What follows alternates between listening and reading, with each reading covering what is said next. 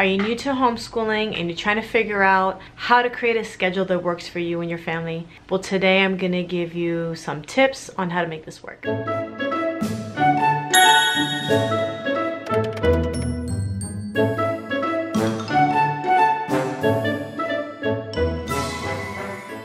Hey guys, it's Bonnie from Mrs. Mom's Homeschool and welcome to my channel. If you're new here, I'm a homeschooling mom and I have been homeschooling since 2012, and on this channel I make videos to help you on your homeschooling journey.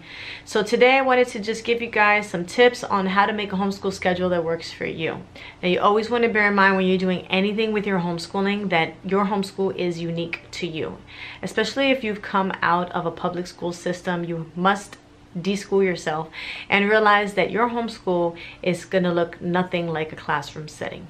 In a traditional school setting, children are in school for about 6 to 7 hours a day, but not all of that time is instructional time for students.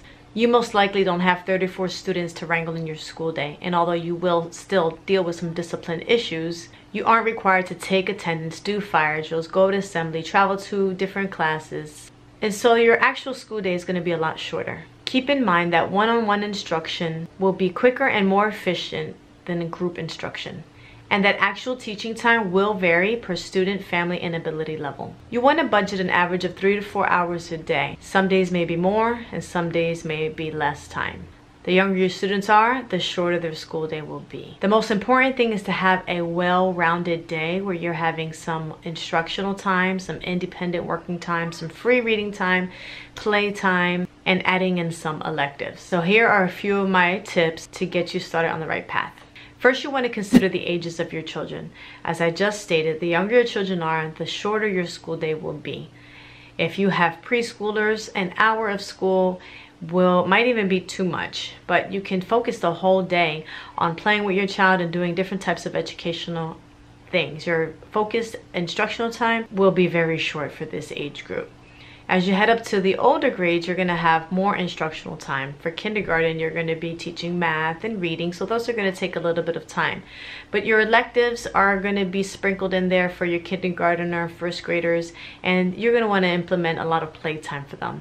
Whereas if you have middle schoolers, they're going to have significant more amount of work than the other ages because they're going to have more subjects that count towards high school and towards college, and so they're going to be doing more studying and reading and learning.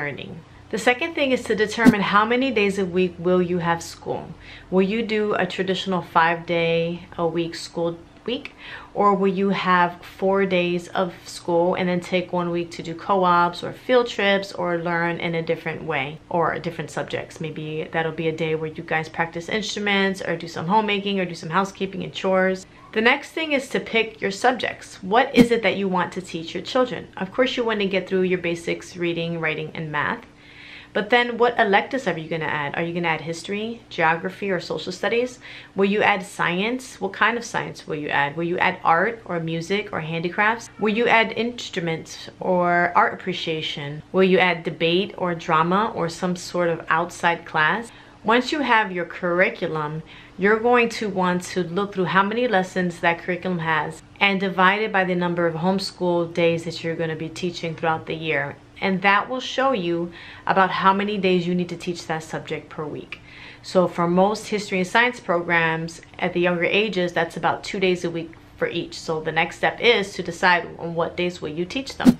You can teach science Monday and Tuesday, and then teach history Wednesday and Thursday, leaving Friday for a fun Friday. The next tip is to pick a start time and an end time. Do you want to start your homeschool by a certain day to be done by a certain time? Or is it more important for you not to worry about what time you start, but to end by a certain time? Or do you not care what time your day begins or ends? Those are important things to add into your daily schedule. Now, let me just mention here, when I say daily schedule, this doesn't have to be a guideline that you strictly follow every single day. I consider my schedule more of my homeschool rhythm, and I don't do the same things in the same order every single day. However, we do have a set beginning time and a set end time in a way that we run things in our homeschool. Because I have 4 to 5 students depending on the week, our homeschool day will take up to 6 hours, but that's not 6 hours of instruction time. That's 6 hours of me jumping around to different students. That's just the time that we are considered doing school. There's lots of playtime in between that, lots of reading time, there's outside breaks, there's lunch breaks, things like that. If you're interested in what exactly I'm talking about, how our homeschooling rhythm works, you're going to want to check out this video right here. And your last step is to put that new routine into practice. Try it out for a week. See what works and what doesn't work. Take out things that don't work. Did you add too many subjects to your day? Is your day going too long? Did you add a subject your kids hate? Is your start time too late? Is it too early? At the end of your first week, you can tweak your schedule. It might even take a couple of weeks where you can tweak it and decide the routine, the schedule, the rhythm that works exactly perfectly for you and your family. Hope you guys found this short video helpful. Thank you guys so much for watching. Make sure to check out my other playlists and all my other videos, and give this video a thumbs up and support my channel by subscribing. I will see you guys in the next one.